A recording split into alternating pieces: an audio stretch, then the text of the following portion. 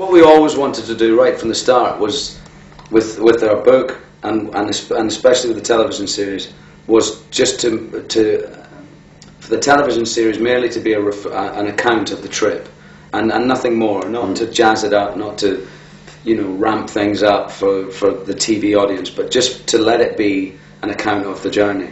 And so all the moments that are in there really just tell the story. You know, it really lets the television audience experience the journey with us, I think. We shot something like 800 hours of tape, so you just can't fit it all in, and so there's tons of stuff that you'll never use, I suppose. On a daily basis, I'm not thinking about the trip all the time, but and some days I forget that we've even done it, but then you'll be doing something and suddenly a little moment will pop into your head from your memory, and very often it's just very often it's a pea stop or a fag break or something at the side of the road in Siberia, or where nothing was happening other than we were all just in the middle of Siberia at the side of the road, you know. Lots and lots of petrol stations in America. We just grew to love petrol stations in America because we were covering such massive distances by the time we got to the States.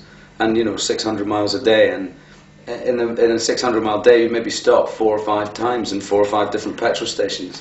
And you kind of grow to love them, I don't know, because you meet crazy people there and interesting people in them, and also just hanging about is good fun, you know. As you start travelling and you start meeting more and more people, you realise that people are just coming up because they're interested in the bike, they're interested in what you're up to, and then you start talking to people, and then slowly you start losing your inhibition of people, and you start opening up, and then you start thinking, well, no, not everybody's out to get you and steal from you. In actual fact, 99% of people are actually really nice, and it was a lovely feeling eventually as you get into the journey to sort of realise that, and that by the end of the journey you're completely open to anybody who's around you. It was a great opportunity as well to be able to actually have some time to yourself as well, and one of the great things about riding a motorbike around the world is that you have a lot of time to yourself because you're sitting on the bike for a very long time. We decided before we left that we wanted to work with a charity and one that looked after children,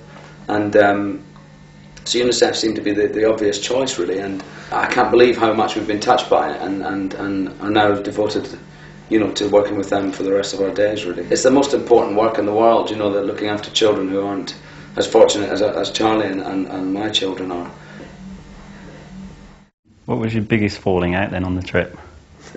We said before we left that if there was anything that was bothering us, it was best to get it out in the open. So we did, and also by doing that, I said, great, you know, these are things that we learn on the trip, but they're also really important lessons in life, I think.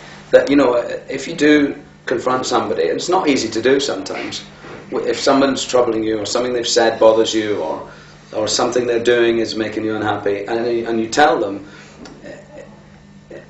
it gives them a chance to respond to that. And if you let it sit in your own head, they don't have a chance. So it just gets darker and darker and darker, and you get angrier and angrier and angrier. And the poor bastard who you're angry with doesn't even have any idea. Every time it happened, every time we said, look, and it was only about petty things or silly things, or because we're tired or hungry and something was annoying us, and it was very often to do with hunger and fatigue, really. But as soon as I said something to Charlie, he'd reply to me, and then you go, yeah, right, okay. And it's usually a 50-50 thing. You know, the other person always had something to say, so you'd say, listen, that's really annoying me, and then he'd say, yeah, well, actually, you know, at this particular moment you're annoying me as well, so bang, that was it, done. And the fact that you're annoyed with me, it makes me annoyed with you. So. We've known each other for 9 years. We spent 4 months, 9 to 5 days a week, preparing the trip in this very room. And then we set out on the journey and we spent every waking minute with each other for 113 days. It would be really unusual if you didn't have some kind of narkiness with each other now and again, you know. And it's probably quite healthy that you do. We've come out at the back end of this and have really ended up, truthfully, with a hand on our hearts, to come out better friends than when we started this adventure, and you know, we know each other so well now that we can be sitting across a table at a dinner party or something like that, and we can look up and catch each other's eye, and you know exactly what that person thinks. You know, it's almost like a marriage. Freaking bastard. And after this, let's joke it, we're not going to see each other. Fucking plane to get out of it. Actually, I'm coming to February. No. No, I'm trying to get In you 5 out. days' Yeah. time. Sorry, I can't do that thing. Sorry. No, Charlie, you needn't come over. That's all right. I'll do it myself. Thank you very much.